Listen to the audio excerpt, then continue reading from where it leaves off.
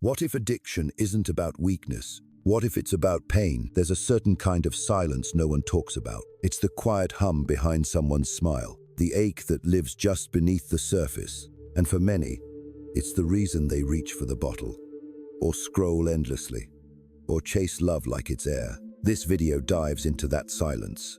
We're not here to lecture you. We're not here to analyze you.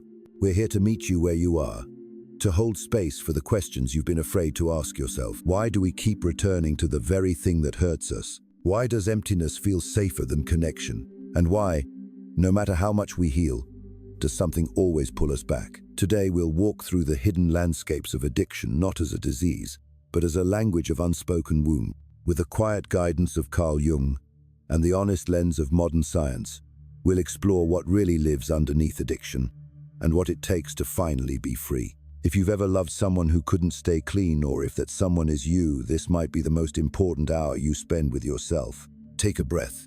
You're not alone. You're not broken. And you don't have to fight this forever. If these words already stir something in you, if something in your chest feels like it's been waiting for this, then you're in the right place. Make sure you subscribe and gently tap the like button, not out of obligation, but because this space might just become your soft corner of the internet. A place that sees you. Let's begin. There's a boy sitting on the stairs, maybe 10 years old, knees pulled tight to his chest. The shouting downstairs has turned into silence, and somehow, that silence is even louder. He doesn't cry, he just waits, trains his ears for footsteps, for the sound of a door, for any sign that the world won't explode again. Years later, he won't remember this moment exactly, but he'll feel it every time he's ghosted. Every time someone raises their voice, every time love feels too close. He'll call it anxiety. He might call it addiction. But really, it's memory. It's the body whispering. It's happening again. Addiction doesn't start with a substance. It starts with a need, not a need for alcohol, or pills, or attention. A need for relief, for control, for warmth. And once anything gives us that feeling, even for a moment, the brain latches on. This works. It doesn't care that it's temporary. It doesn't care that it comes with consequences. It only knows one thing: pain is quiet now, so we chase it. The drink becomes the only friend who doesn't ask questions. The screen becomes the lover who never leaves. The hit, the high, the validation, they become our language of survival. And here's the part no one wants to say out loud. Sometimes these things work. For a while, they really, really work. That's why people keep going back. Not because they're weak, not because they're reckless, but because, for just a second, they get to feel okay. Carl Jung once wrote, "People will do anything, no matter how absurd, to avoid facing their own soul. But what if they're not avoiding it? What if they're just trying to protect it?" When a child grows up learning that their emotions are dangerous, that they have to earn love, shrink themselves, or stay silent, the soul becomes a battlefield. And on battlefields, survival comes first. Truth can wait. So when someone reaches for a substance or a behavior or a person who feels like chaos, what they're often saying is, "I need help holding myself together. I never learned how to self-soothe. I don't know how to feel safe without this." And here's the most heartbreaking part. The more they rely on that thing, the more ashamed they feel for needing it. The very thing that once saved them becomes the thing they hate most about themselves. It's not a habit. It's a loop. One made of pain and relief, and guilt, and more pain. The science backs this up. Neuroscience has shown that addictive behavior lights up the same regions in the brain that regulate attachment and emotional regulation. Meaning addiction is less about impulse and more about trying to feel close, trying to feel something, trying not to fall apart. We don't fix that with punishment or cold advice or shame masked as tough love. We fix it with compassion, with safe spaces, with someone who says, "You're not too much, you're not beyond repair, and you don't have to earn your way back to worthiness." Because here's the truth that no one talks about. For many people, the addiction isn't the problem.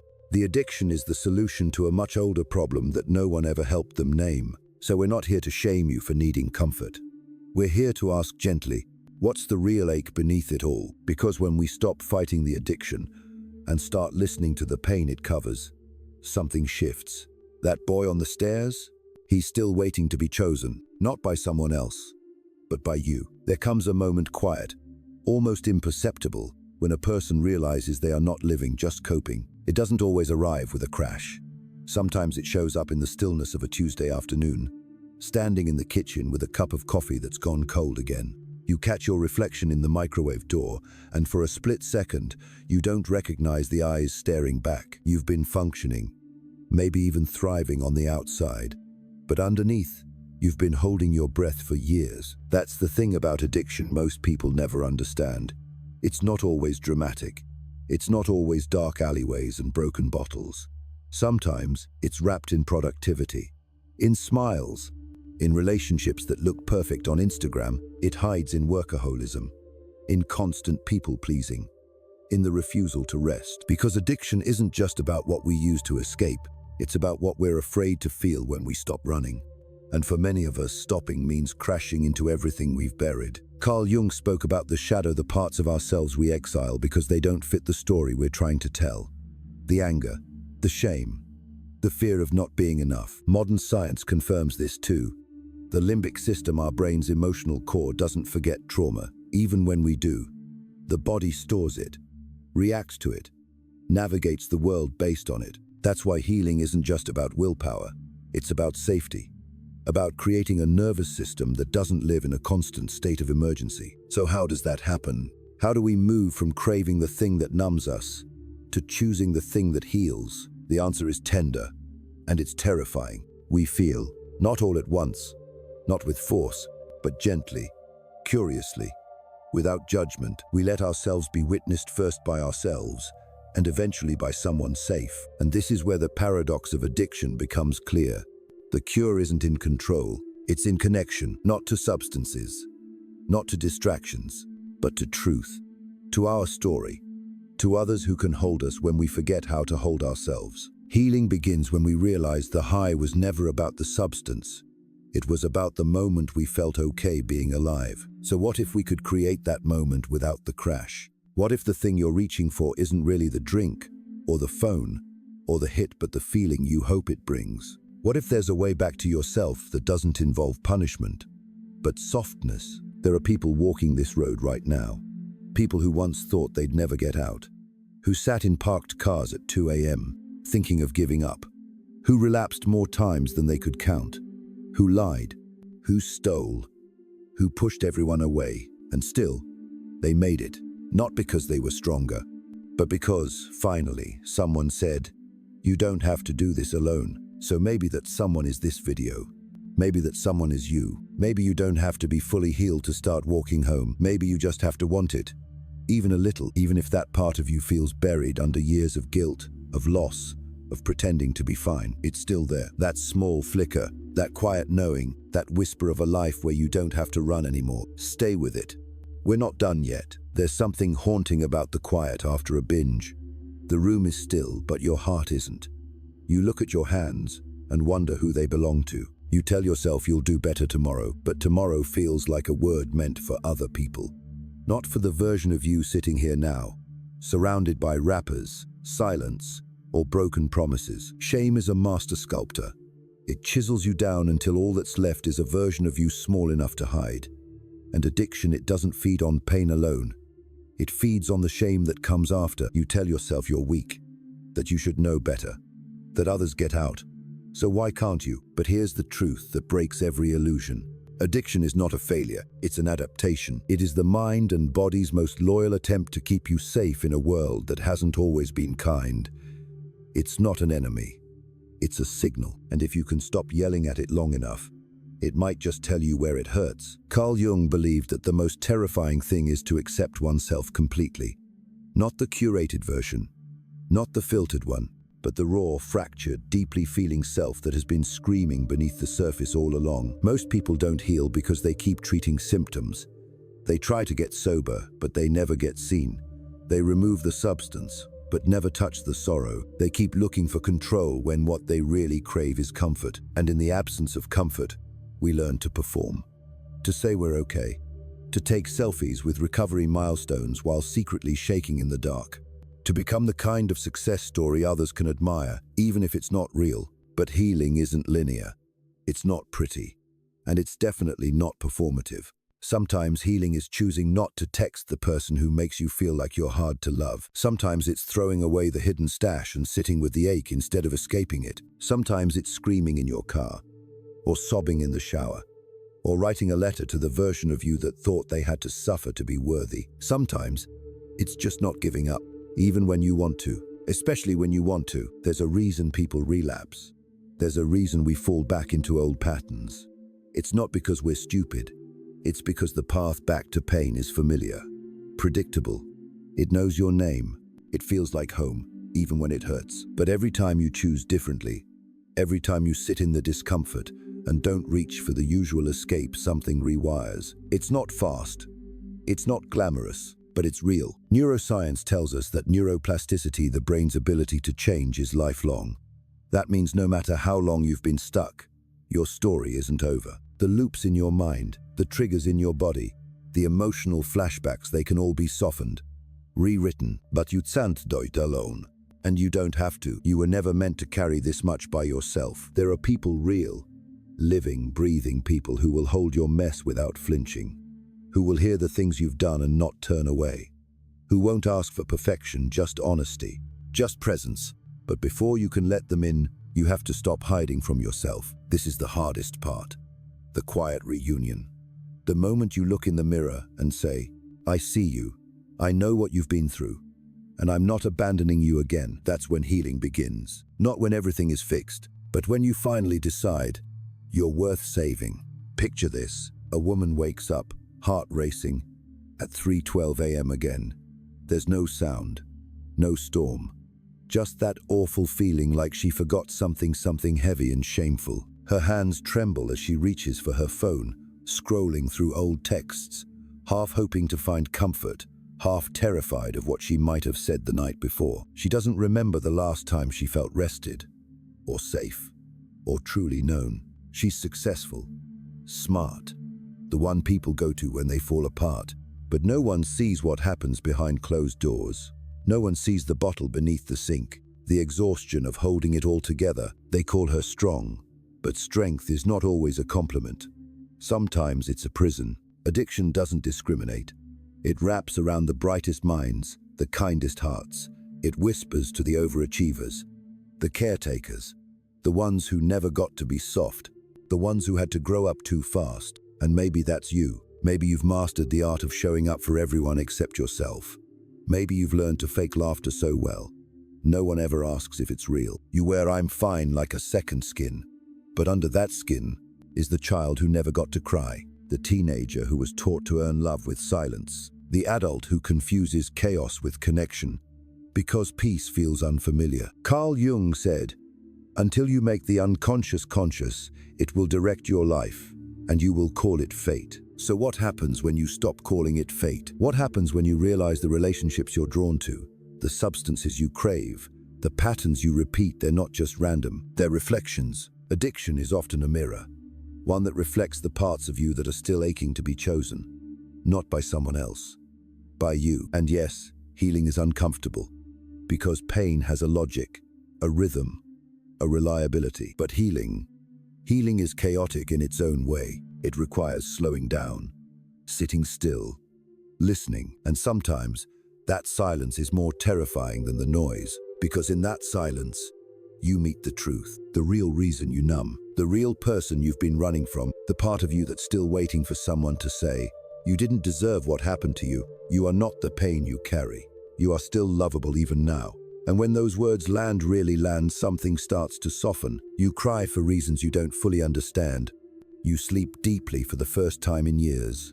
You begin to say no without apology. You begin to say yes to yourself, not because you're cured, but because you're human. And humans don't need fixing. They need feeling, they need space, they need safety. So if you're listening to this, if your heart is beating a little harder, if your body feels something stirring in places you forgot existed, don't ignore it. That's not weakness. That's aliveness. That's the part of you that still believes something else is possible. And it is. You don't have to be the version of yourself that pain built. You can rebuild, brick by brick, breath by breath. No matter how far you've gone, no matter how many times you've fallen, you're not behind, you're not broken, You're right on time. There's a house deep inside your mind. Most of the rooms are tidy, well lit, familiar. But there's one room at the end of the hallway, the one you always pass quickly. The door stays closed, locked even. You know what's in there, or at least you think you do. Memories, regrets, versions of yourself you swore you'd never be again. That night, that decision, that moment you knew you crossed a line. So you build your life around not opening that door. You drink so you don't have to feel it. You chase chaos so you don't have to hear it. You smile so no one will ask about it. But the thing about locked doors is they don't erase what's inside. They just delay it. And eventually, something, a breakup, a death, a relapse, a quiet Tuesday cracks it open. Suddenly, you're flooded, and it doesn't feel like the past anymore. It feels present, immediate, suffocating. You tell yourself, I should be over this by now. But trauma doesn't move on just because you do. It waits. Carl Jung believed that what we suppress doesn't disappear, it grows in power, becomes louder, shows up in dreams, in behaviors, in addictions. Modern science agrees. When we avoid emotional pain, the brain finds other ways to cope. Neural pathways harden into habits. And before we know it, we're not making choices anymore. We're following scripts we didn't even write. But what if that room isn't a prison? What if it's a place waiting to be reclaimed? Because inside that pain is the part of you that survived. The part that endured what no child, no teenager, no adult should have to carry alone. The part that did what it had to do, even if it wasn't pretty to make it here. And that part, it doesn't need your judgment. It needs your presence. Addiction says, let me protect you from this. But healing says, let me sit with you in this. And when you finally choose the latter, not because you have to, but because you're ready, everything begins to change. You start recognizing your patterns without blaming yourself for them. You start choosing peace, even when chaos feels more familiar. You start loving yourself, not as an idea, but as a practice. It's slow, it's sacred, it's deeply human, and yes, you will still fall. You will still feel the pull of the old ways, the numbing, the grasping, the forgetting. But each time you return to yourself, even if it's messy, that's healing. You return not with shame, but with tenderness. You whisper, I see you. You whisper, you're still welcome here. You whisper, we're not abandoning ourselves again. And those whispers, they become louder than the addiction, louder than the shame, louder than the past. You are not here to be perfect. You are here to be whole. So breathe, stay, open the door. What's waiting for you isn't destruction. It's your own becoming. Some people think the opposite of addiction is sobriety. It's not. The opposite of addiction is connection. Not surface-level connection. Not the kind you find in a crowded room where no one sees the real you. But deep connection, the kind that happens when two nervous systems finally relax around each other. When you speak a truth you've never said out loud, and no one leaves. That kind of connection rewires things. But here's the hard truth. Before you can have it with someone else, you have to have it with yourself. You have to meet the parts of you you've ignored, the rage, the grief, the desperate ache to be held, and say, you are allowed here. This is what Carl Jung called individuation, the integration of all your parts. Not just the ones that perform well, but the ones you tried to exile. Modern recovery understands this now, that healing isn't about never craving again. It's about building a life that makes sense without the craving. A life where you don't have to numb just to survive the day. Where joy doesn't feel dangerous. Where slowness doesn't feel like failure. Where you can rest, truly rest without guilt. But here's the catch, that life doesn't arrive all at once. It's built in quiet choices. Micro moments, like choosing to feel a wave of emotion instead of burying it. Choosing to reach out when everything in you says, don't bother. Choosing to sit with yourself even when it's uncomfortable. Healing from addiction isn't just a journey back to sobriety. It's a journey back to trust. Trusting your body, trusting your boundaries, trusting your worth. And for many of us, that's terrifying. Because we were taught to trust everyone else first. Parents, partners, churches, cultures. But you get to rewrite that now. You get to say, I am my own safe place. You get to say, my needs matter. You get to say, even if no one claps for me, I'm still worth rooting for. This doesn't mean the cravings stop forever. It doesn't mean your past disappears. but it does mean you don't have to be owned by them. Addiction loses power when you stop hiding, when you stop performing, when you show up fully in your messy, glorious, aching truth. That's what creates freedom, not perfection. Presence. And that's where connection begins. When someone else sees your wounds and doesn't flinch. When they say, "Me too," and you believe them. We don't need more recovery plans. We need more honesty, more softness, more rooms where people can say, "I'm not okay," and still be loved. So if you're on the floor right now, metaphorically or literally, if you're staring down a relapse or remembering the one no one knows about, if you're ashamed of how hard this still is, let this be your reminder. You're not too far gone. You're not a lost cause. You're not still struggling. You're still trying. And that is brave. There's a moment, quiet and still, when it all hits you. Not in the way it used to, not like a crash, not like withdrawal, not like shame tearing through your ribcage. This time, it's different. You're lying on your back, maybe staring at the ceiling, or walking through a grocery store, or sitting in a cafe with the sun slipping through the window. And out of nowhere, you realize you haven't thought about the thing, the escape, the fix, the pattern in hours, maybe days. You feel it like a softness in your chest, like space where there used to be static, like breath. And in that breath, a truth lands. You are finally becoming someone you don't want to run away from, not because the past disappeared, not because the cravings never knock, but because you stopped building your life around hiding. And when that happens, when even one small corner of your day is free, you begin to dream. Not wildly, not with pressure, just little flickers. What if I could be happy and safe at the same time? What if love didn't have to hurt? What if peace didn't feel like punishment? Carl Jung said, "The privilege of a lifetime is to become who you truly are, not who they needed you to be. Not who you pretended to be just to survive, but you messi, vivid, unapologetic." Addiction, at its root, is a disconnection from that self, from the truth that you were always worthy even before you proved anything, even when you were broken and bleeding and full of doubt. That's what healing gives back, not just a clean record, not just 30 days or 90 days or 1 year sober. It gives back you, the laugh that isn't forced, the relationships that don't drain you, the mirror you can look into without flinching. It's not a finish line, it's a homecoming, and maybe you're not there yet. Maybe you're still in the middle, still aching, still forgetting and remembering all over again. That's okay. You're allowed to be a masterpiece and a mess in the same breath. You're allowed to be healing and hurting, growing and grieving. There is no rule book for this, no perfect timeline, no single way back, but there is a thread, one that winds through every person who's ever clawed their way back from addiction. It's not discipline, it's not shame, it's love. The kind of love that says, even if you fall again, you're still worth coming back for. The kind of love that doesn't walk away, the kind that doesn't keep score. So here you are, still breathing, still trying, still listening to your own heartbeat. That is enough. That is holy. And if no one has told you lately, I'm proud of you, not for being perfect, but for not giving up, for showing up for your life. One fragile, radiant moment at a time. Take a breath. Feel that? That's freedom.